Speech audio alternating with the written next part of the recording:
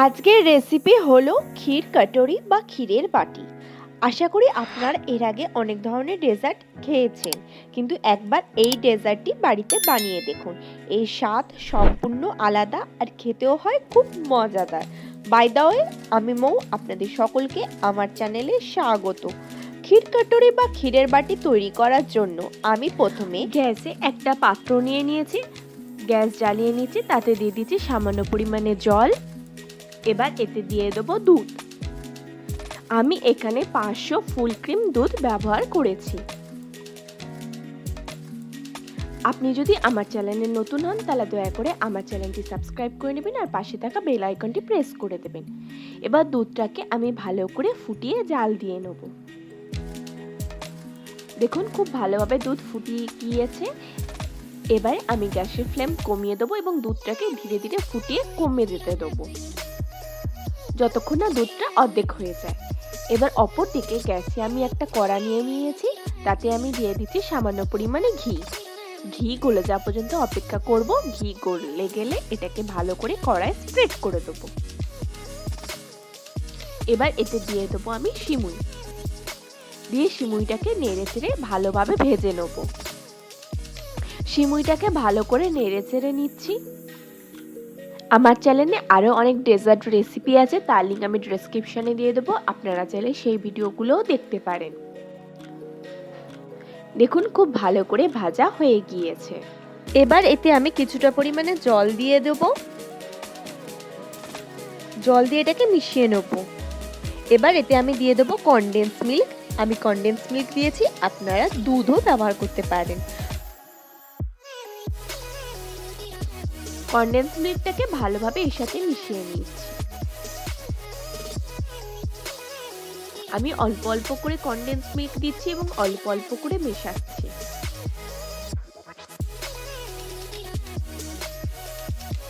দেখুন আমি খুব ভালো করে এর সাথে মিশিয়ে নিচ্ছি। দেখবেন যখন সিমুইগুলি পরস্পর লেগে যাচ্ছে এবং একটা চিটচিট ভাব এসে যাবে, তখনই বুঝতে পারবেন আপনাদের এটা তৈরি হয়ে গেছে। এবার এটা একটা পাত্রে ঢেলে নেব। এবার আমি এইরকম ছোট ছোট কয়েকটা বাটি নিয়ে নিয়েছি।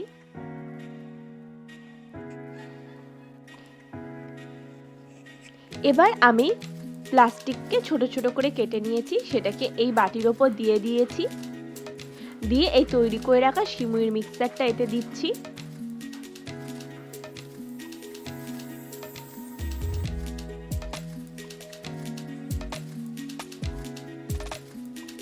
আমি এখানে 2 চামচ মতন সিমুইয়ের মিক্সচার দিয়েছি। দিয়ে এবার এটাকে আঙুলের সাহায্যে চেপে মাঝখানটা গর্ত করে বাটির শেপে তৈরি করে নেব। দেখুন আমি বাটির শেপে তৈরি করে নিয়েছি। এইভাবে আমি কয়েকটা বাটি তৈরি করে নেব। দেখুন এইভাবে আমি 4টে বাটি রেডি করে নিয়েছি।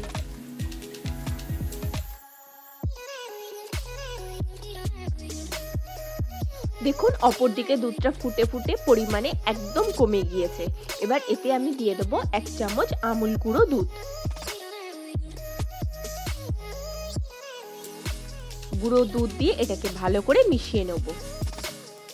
নিয়ে আবারও কিছুক্ষণের জন্য এটাকে ফুটিয়ে নেব।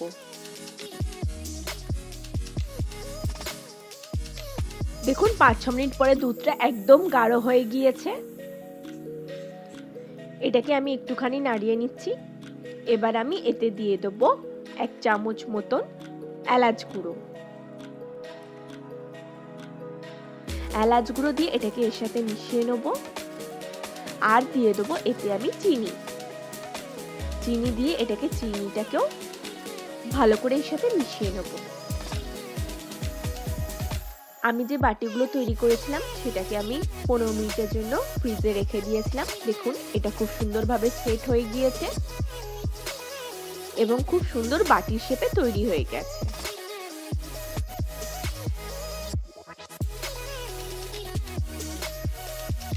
আমি এখানে বাটিগুলো নিয়ে নিয়েছি। আর যে ক্ষীরটাকে তৈরি করেছিলাম সেটাকেও ঠান্ডা করে নিয়েছি। এবার এতে আমি ক্ষীরটাকে দিয়ে দেবো।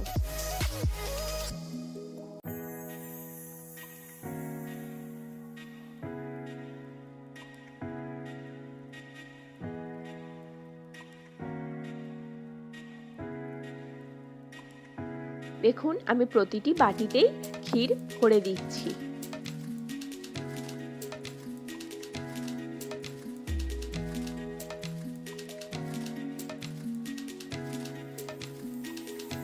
এবার আমি পরিবেশন করার জন্য উপর থেকে কিছুটা পরিমাণে কাজু দিয়ে দিচ্ছি।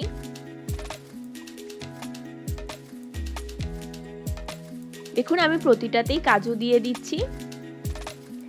দিয়ে দিচ্ছি কিছুটা পরিমাণে কিশমিশ,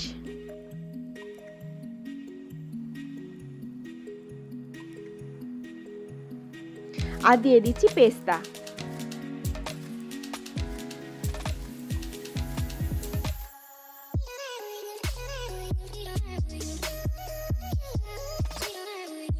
দেখুন তৈরি হয়ে গেছে আজকের আমাদের দুর্দান্ত ও মজাদার রেসিপি ক্ষীর কটরি বা ক্ষীরের বাটি।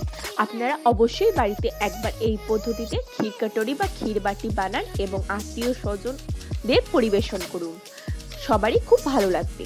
আশা করি আপনাদের আজকের এই ভিডিওটি ভালো লেগেছে। যদি ভালো লাগে লাইক করবেন, কমেন্ট করবেন, শেয়ার করবেন আর আমার চ্যানেল সাবস্ক্রাইব করবেন।